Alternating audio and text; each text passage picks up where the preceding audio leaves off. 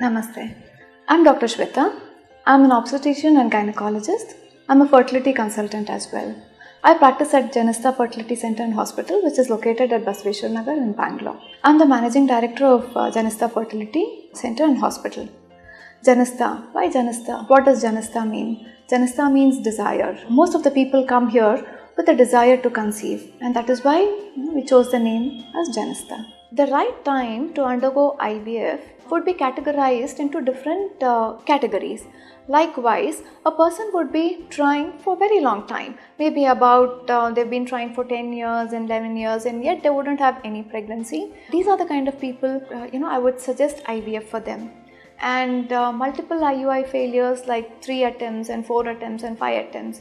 So generally by 6 attempts the pregnancy rate in IUI is good, but beyond 6 attempts, even if we do about 10 attempts or 11 attempts or 20 attempts, the pregnancy rate is going to be the same. So there is no point in going on trying IUI again and again when you can't find success. So that is the time where you have to step up with IVF.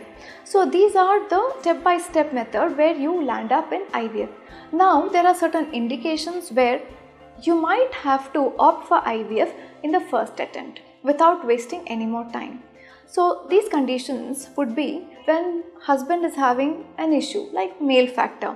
Male factor could be severe sperm defect, severe count abnormality, severe motility issues, and then some people during anxiety they won't be able to have proper intercourse or there would be an ejaculation. So these are the kind of people who would require IVF in the first attempt. Then there are fallopian tubes next to the uterus. If the fallopian tubes are blocked as well, if both the tubes are blocked, then these are the kind of people should go for the further evaluation like laparoscopy. And even in laparoscopy, if both the tubes are blocked, then IVF is one of the way forward for them.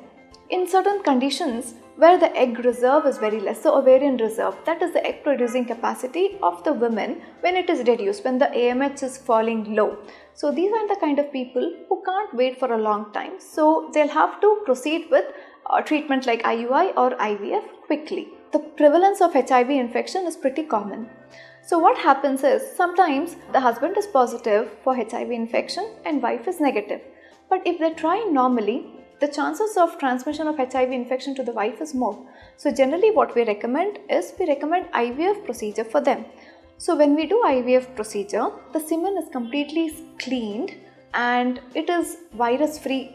That the HIV virus is washed away from the semen, and this pure sperm we will be injecting into the egg, and this embryo is transferred into the woman's uterus. By doing this, the transmission of HIV infection to the woman is very less. So we call this as HIV discordant couple. IVF is recommended for them.